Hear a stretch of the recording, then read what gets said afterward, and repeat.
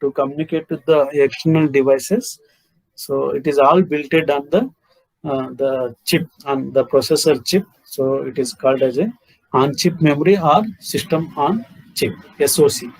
So others do not contain any memory inside the chip and requires external memory to be connected with the processor to store the control algorithm. It is called off-chip memory. So on-chip memory, the processor, whatever we used in the case of the embedded system, as well as in the case of the ARM processor, it is on-chip memory because the memory chip is built on the same chip of the processor. Whereas in the case of the general purpose processor like a 8085 and 8086, 8044 processor is also there. It is a 4-bit processor, whereas 8085 is a 8-bit processor and the 8086 is a 16-bit processor. So these are all general purpose. So they are not designed for the specific applications. So such a processor, we can call it as the general purpose processor. Its cost is very high as compared to the these specific application processor like the embedded processor and the ARM processor. They have designed for the specific work. Okay. So everything is built in. For example, you can take the embedded system to control the washing machine. On the same chip, the memory is built in, the registers are built in, whereas the processor is also built in. So I have shown with the pictorial representation how this differ the general purpose processor and the embedded or the ARM processor. Also, some working memory is required for holding data temporarily during certain operation. Program storage memory, as you know that generally once the program is feed to the system, entered to the system, it is stored in the secondary memory called as a RAM. The program memory, or you can call it as a code storage memory of an embedded system, stores the program instructions because programs are written. Program in the embedded system is a collection of the instructions, whereas in the high level language it is a collection of the statements, whereas in the assembly language or in the embedded system the program is written with the instructions. The group of the instruction you can call it as the program is what it performs the task. The code memory retains its content even after power is turned off. As you know that RAM is also called as a code memory because program is stored in the RAM, that is a secondary memory. It is generally known as a non-volatile storage. So even the power is removed for the processor, the data is retained. So such a memory we can call it as a read-only memory. It can be classified into different types as shown. The flash is there, non-volatile RAM is there. Okay, RAM is a random access memory.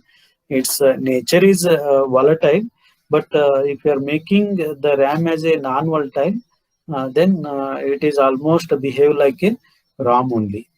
Okay, so rarely non-volatile RAMs are used as a RAM. But in rare case, I will explain when this NVRAMs are required.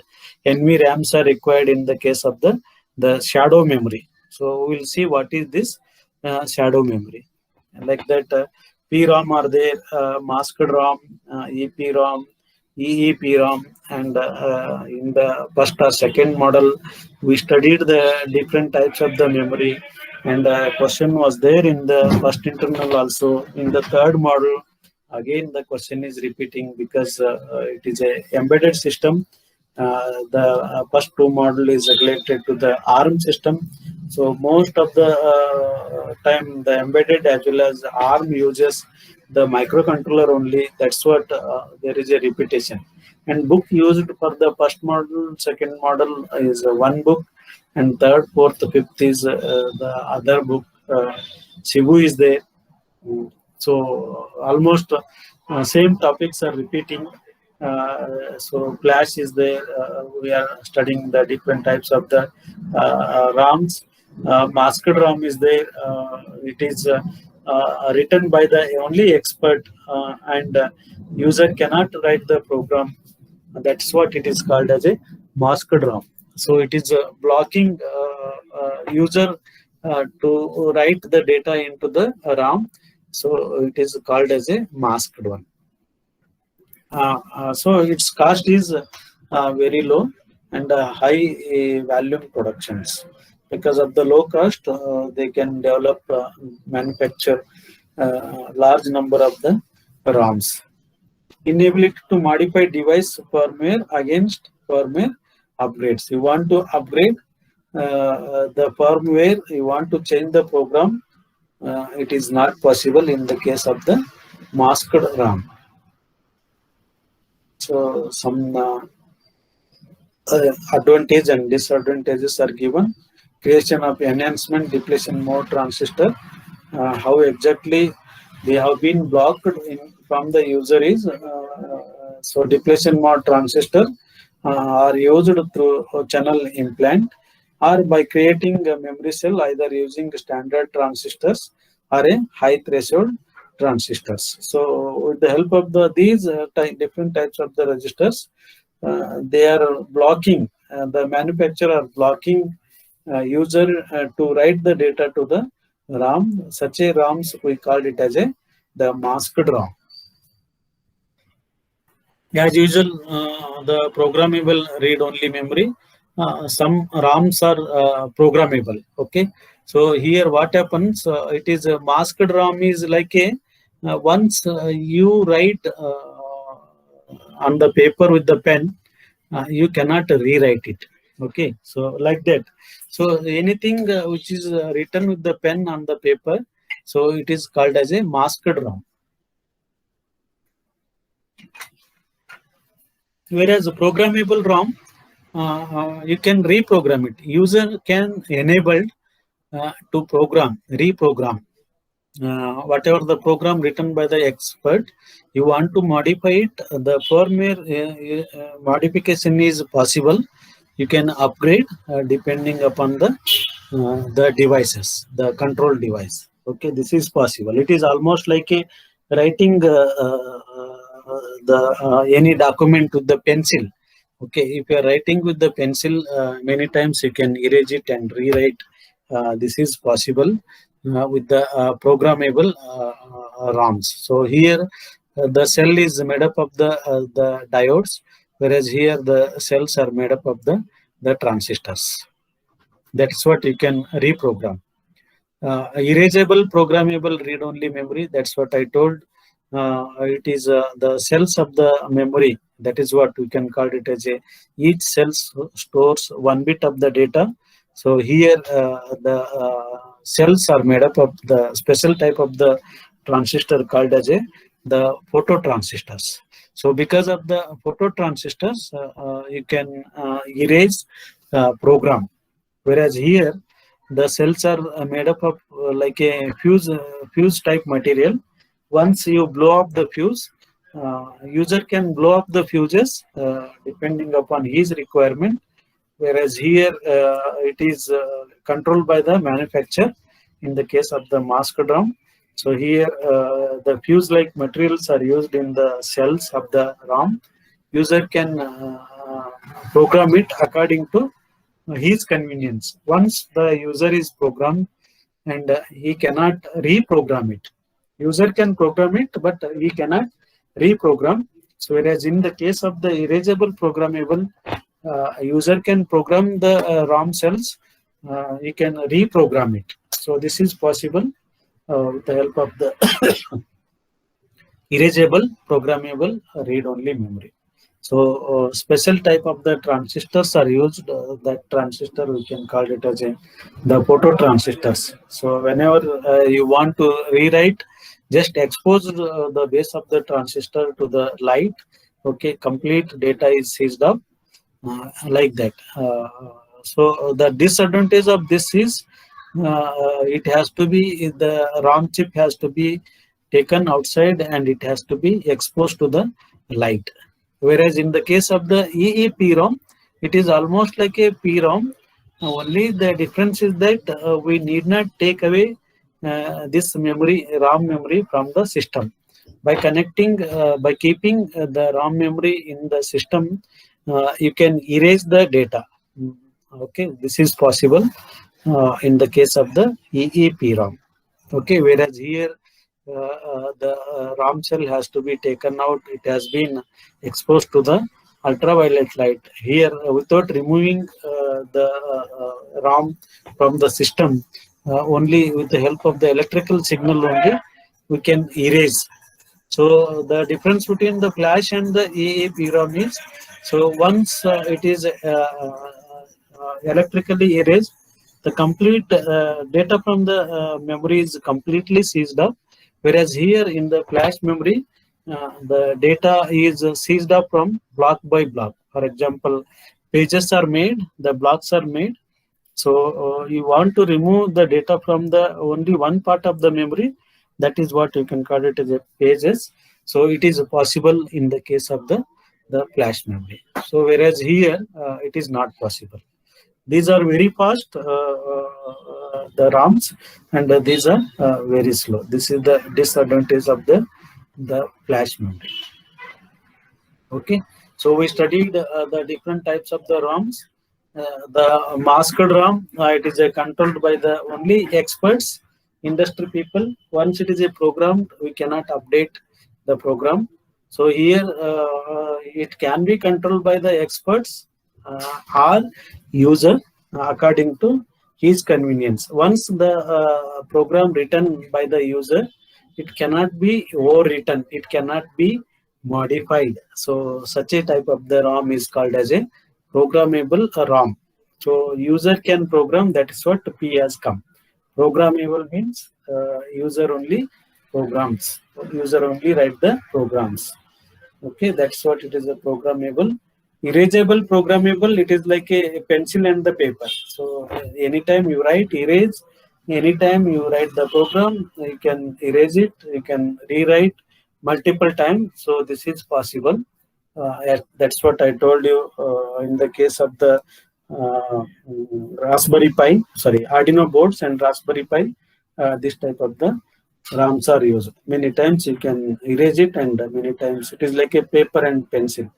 So EEPROM and the EEPROM difference is, so this has been removed from the circuit of the processor, from the system, and exposed to the ultraviolet light. So here just passing the electrical signals in the memory, you can completely seized up the data or remove the data from the memory without replacing the RAM chip from the system.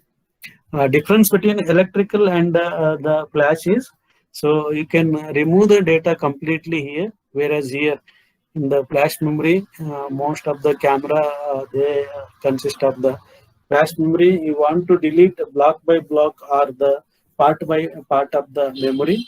So this is possible in the case of the flash memory. These are slow as compared to this. Writing is very fast in the case of the electrically erasable programmable, whereas the writing is slow in the case of the flash memories. So this flash memory is also RAM only. Non-volatile RAM, actually RAMs are volatile in nature, but you can make the RAMs non-volatile. That's what sometimes in the case of the fast machines, generally the RAMs are used before the logical level, or in the case of the booting, we are using some types of the RAM.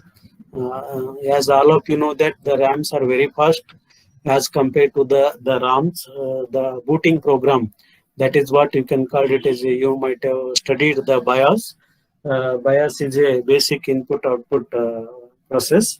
So here the BIOS is used for what you can call it as it boots the system. What you mean by booting?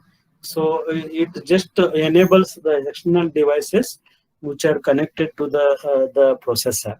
This is what we can call it as the booting. Okay, so how it boots? Because it contains the all the address of external devices.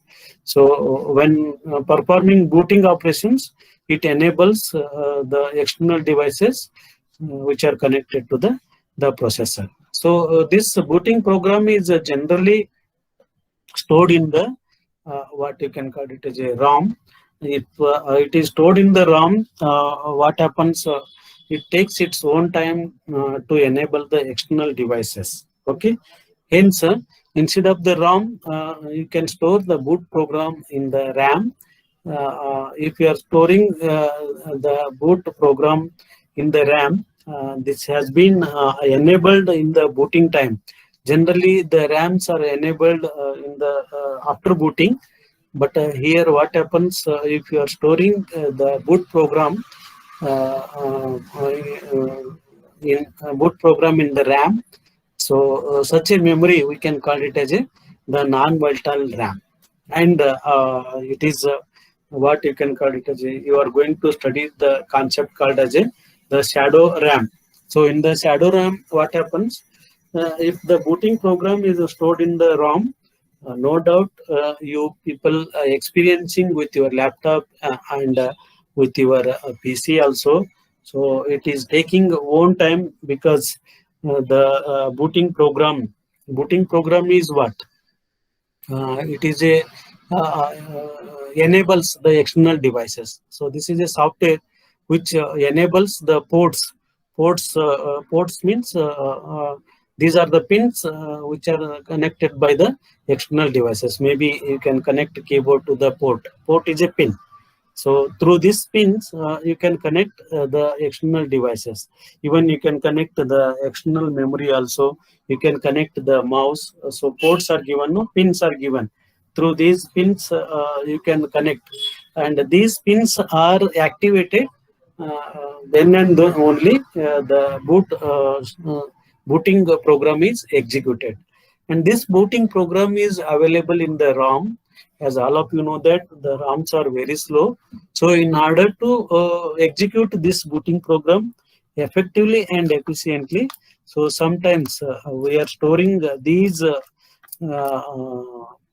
programs, booting programs in the RAM also.